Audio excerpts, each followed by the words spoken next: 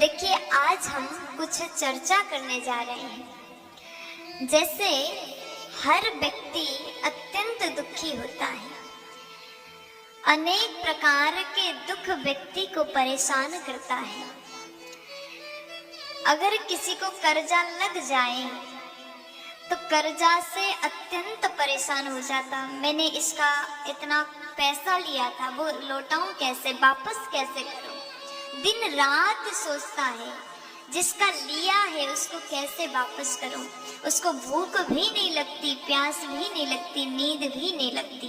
अगर व्यक्ति कर्जा में डूब जाए, कर्जा से परेशान हो जाए तो उसे कुछ समझ में नहीं आता और वो दिन रात यही सोचता है कि मैं कैसे कर्जे से मुक्त हो जाऊं।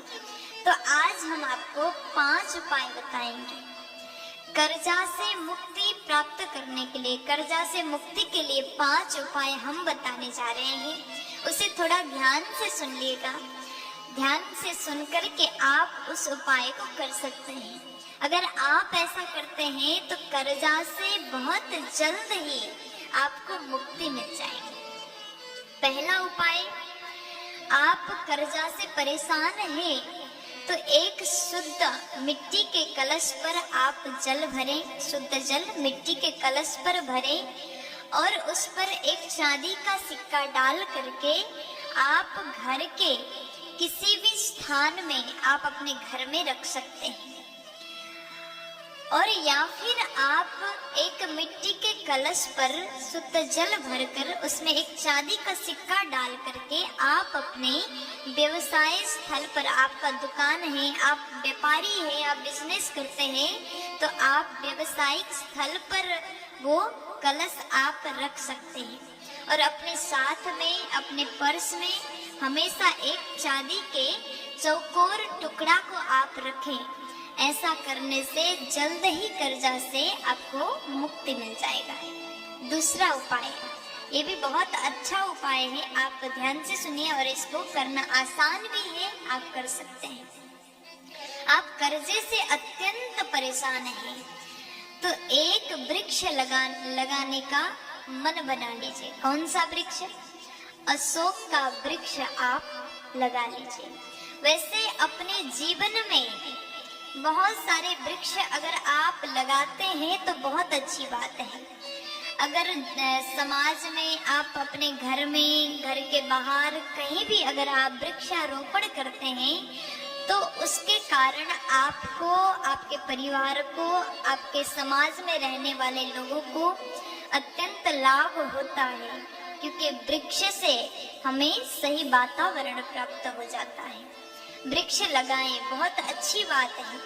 अगर आप कर्जा से परेशान हैं तो अशोक का वृक्ष जरूर लगाएं। एक अशोक का वृक्ष का पौधा लगाएं और नियमित रूप से उसका आप सेवा करिए, देखभाल करें। और जैसे जैसे वृक्ष बड़ा होता जाएगा, वृक्ष में वृद्धि होगी, वृक्ष की वृद्धि होगी, वैसे वैसे आपको कर्ज से मुक्ति मिलेगी। तीसरा उपाय, ये भी आप कर सकते हैं, ये तो हर किसी को करना चाहिए। अगर आपके घर में अतिथि आते हैं, शास्त्र कहते हैं अतिथि देवो भव। अगर आपके घर में अतिथि आए और आपने उनको बिना खिलाए, बिना पिलाए घर से भेजा तो आपको दोष लगता है। इसलिए घर में आए हुए अतिथि को कभी भूखे ना जाने दें। आप भोजन करा सकते हैं तो अति उत्तम, नहीं करा सकते हैं तो कम से कम थोड़ा सा मिठाई जरूर खिलाएं। ऐसा करने से कर्जा से मुक्ति मिलेगी। और चौथा उपाय, ये भी बहुत सुंदर है।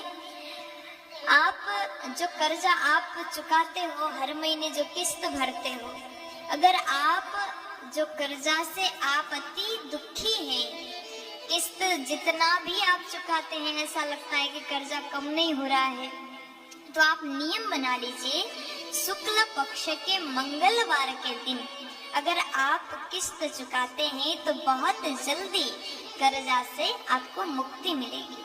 और 5वें नंबर में, आपके कर्जा उतर नहीं रहा, आप अत्यंत परेशान हैं, तो आप ऋण से मुक्ति पाने के लिए प्रतिदिन ऋण मोचक मंगल स्तोत्र का पाठ करना प्रारंभ कर दीजिए। अगर आप ऐसा करते हैं, ऋण मोचक मंगल स्तोत्र का पाठ करते हैं, तो शीघ्र ही कर्जा से आपको मुक्ति मिल जाएगी। हमने आज आपको कर्जा से मुक्ति पाने के 5 उपाय बताया। इसको आप दोबारा भी सुन सकते हैं। इसको आप जरूर करें, लाभ अवश्य होगा। प्यार से बोल दीजिए ना।